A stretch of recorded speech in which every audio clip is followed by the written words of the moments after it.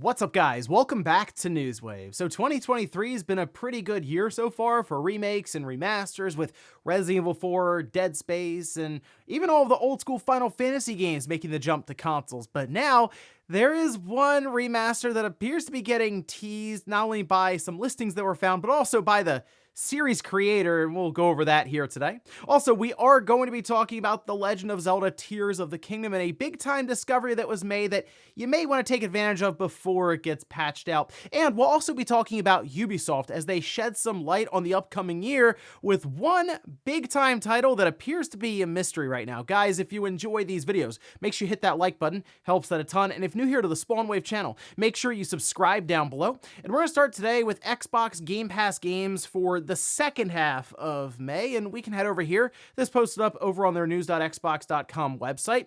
Starting right away with FIFA 23, that's available through EA Play on console and PC. Moving to May 18th, they have Eastern Exorcist, console and PC. Ghost Lore, that's console.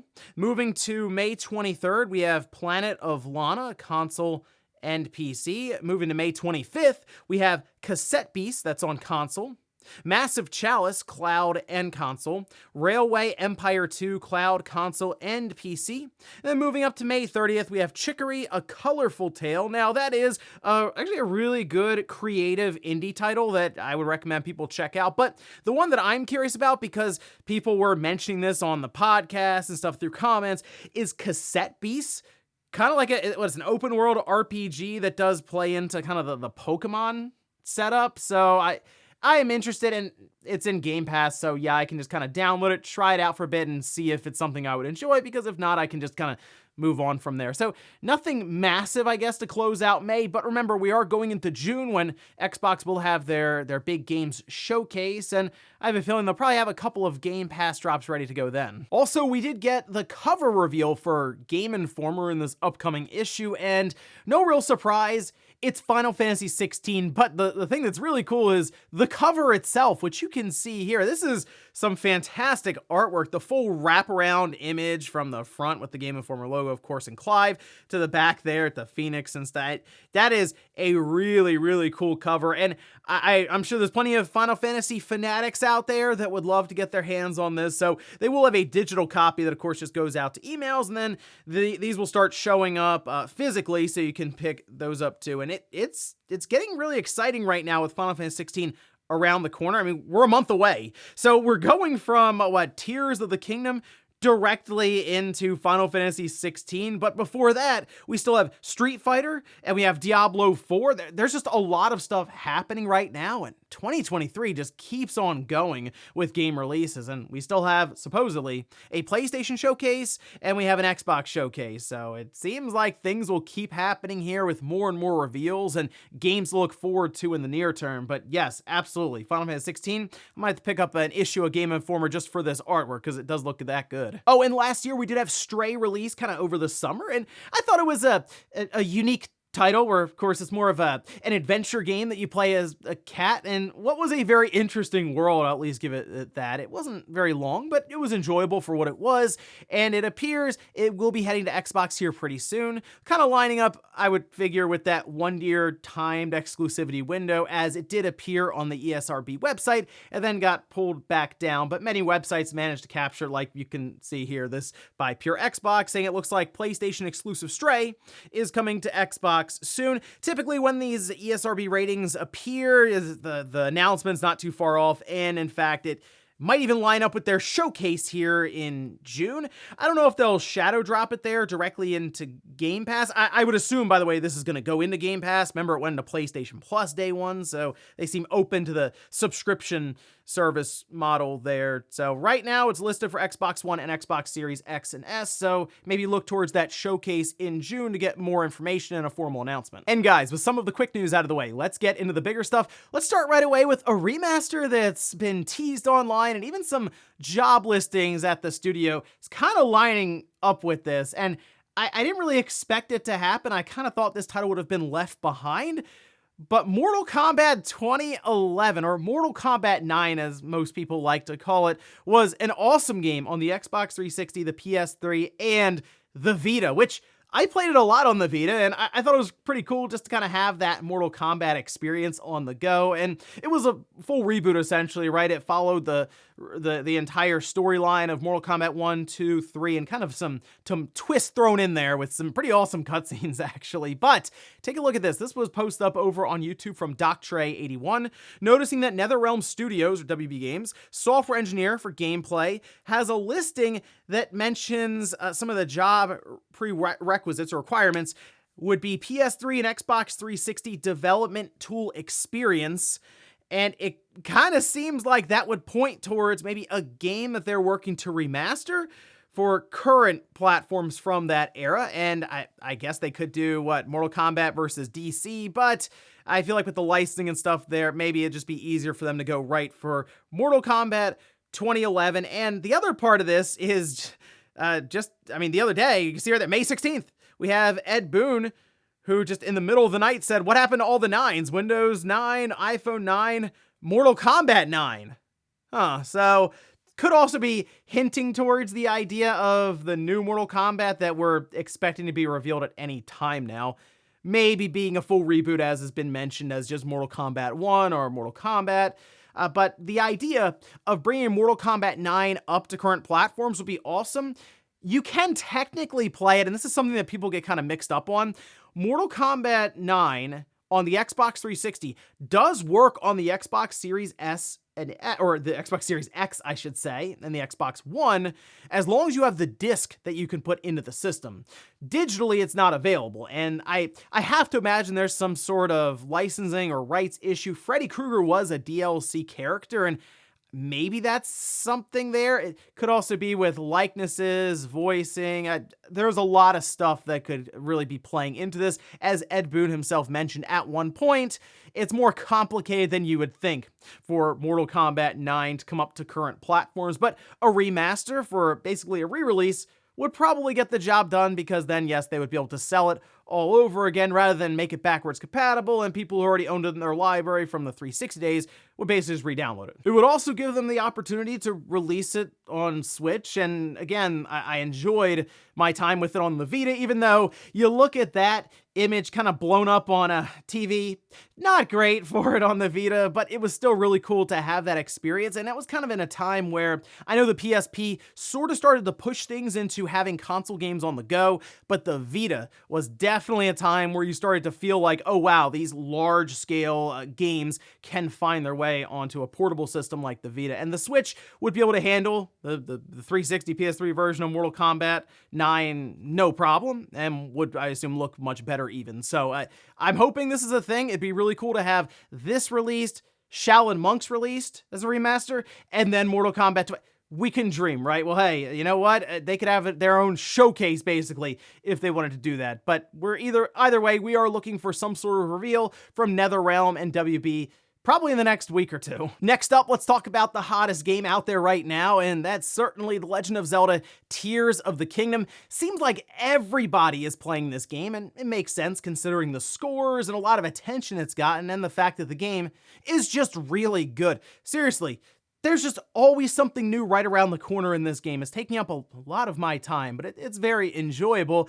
And now there is a bit of a glitch and exploit that's been discovered that will make it a lot easier if you're running low on rupees, items, or you're trying to farm certain materials that are, we'll say, difficult to get, as this works to just duplicate any of these different items, specifically ones that you can attach to arrows. Now, there is sort of a write-up that was done over on Game FAQs, kind of step by step, as well as a video that really goes through the process and shows you how to do it, and that's from Austin John Play. So I'll link to that, as well as the Game FAQs post, which you can see here with the different steps where you hit ZR to equip a bow, hit up, fuse the item you want to dupe, so they say diamonds or large zonite or any of that stuff. You open the menu, drop your bow, and then you equip another, double tap plus really fast, which bring back to the menu, drop the second bow, equip a third, exit the menu, pick up bows, you'll have another item. And it sounds like there's a bunch of steps there. It's actually not much at all. It takes, I'm not even kidding, from start to finish about 10 seconds. And once you get the hang of it, maybe even less than that,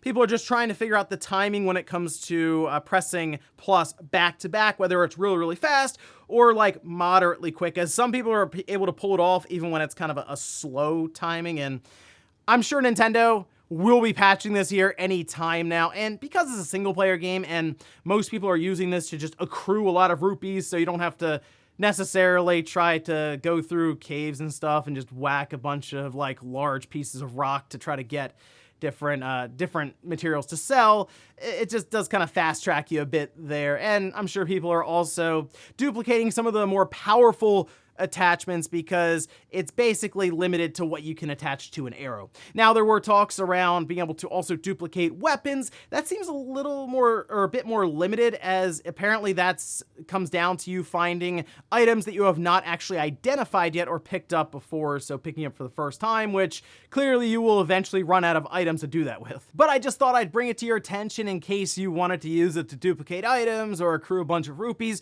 again, before it gets patched out. We got a patch before the game even released, 1.1, so something tells me as this is starting to make the rounds, 1.2 is probably gonna come up pretty quick. Next up, let's talk about SEGA and what appears to be their plans to move to that coveted $70 price point that we're basically seeing all the companies move to, Microsoft, Sony, and Nintendo all also joining in now. And this coming from SEGA and some of the heads there with their Q&A for their most recent financial report, discussing the idea of maybe a Sonic game even moving to that price point. We can see this posted up. This over on Eurogamer with a quotation from SEGA boss Haruki Satomi and Chief Financial Officer Koichi Fukazawa, who says, "We would like to review the prices of titles that we believe are commensurate with price increases while also keeping an eye on market conditions. Also, for titles that are planned to be offered via subscription services, revenue made via contract deals are also included in sales figures, so we would like you to be aware that when these figures are divided by the number of units, there is an apparent impact on the increase in unit price." And I have believed for a while now, since Sony made the move to 70, that more and more companies, developers, publishers would follow suit, and that has slowly been happening, and I think people were really caught off guard when Nintendo even decided to move Tears of the Kingdom from $60 to $70 in the middle of the generation. It's one thing if you launch new generation and people see it as kind of a clean break. That was, I mean, that was something with Nintendo there. So even Sega's looking at that like, oh, maybe we should be making the move to 70. Well, you also would want to come up with a game like Tears of the Kingdom. And do I think that Sonic Frontiers should come up with a $70 price point at the quality? Probably not. I mean, again, it's been discussed at length with the pop-in and some of the weirdness and jank to that game. If they want to move their next big 3D Sonic game to $70, they'd probably have to show up with a higher quality product. Not that they can't get there with Sonic, because I would hope that there is room for improvement after Sonic Frontiers. The foundation's there, and yes, maybe they do want to keep working into that open world concept for what's really perceived added value. They probably could make the move to that point. Also, there's a bunch of other titles that apparently they have in the works that they have not announced yet, and maybe one of those would be a big enough title that they feel they could take a shot at $70. But we'll see with SEGA. It's hard to predict really with them. Maybe Persona 6? I know it's Atlas, of course, under SEGA. Maybe they look at that and say, hey, you know what? This is a 100+ hour RPG. We're going to move it to $70 because we think the value is there. And in our last bit of news, let's talk about Ubisoft and their plans for the current fiscal year that they have ongoing. This, of course, started at the beginning of April, will be running until March 31st, 2024. And it appears they have quite the lineup ready to go, with one game that it's a bit of a mystery right now, which we can see this posted up, this over on their financial briefing and presentation, the 2023 to 24 lineup with Assassin's Creed Mirage, and there's word that could be set for an October release, potentially November at the latest. It's apparently still kind of bouncing around internally for the exact release date. Avatar: Frontiers of Pandora, Rainbow Six Mobile, Skull and Bones. Hey, Skull and Bones coming out. I might as well celebrate that one. It's taken quite a while. The Crew Motorfest, the Division Resurgence, X-Defiant, which I saw people pretty happy with what they saw with the X-Defiant. I believe they did like a closed alpha or beta for that, so keep an eye on that one for more of the multiplayer competitive scene. And then another large game. So really, if you look at this, while I'm sure they'll have other titles that they'll at least announce and talk about here in the next month or so, this seems like a pretty solid lineup. And also they mentioned that Assassin's Creed, has like 2,600, some crazy number of developers currently working on it, as that's clearly their big, like, key franchise, right, that they have under the Ubisoft banner.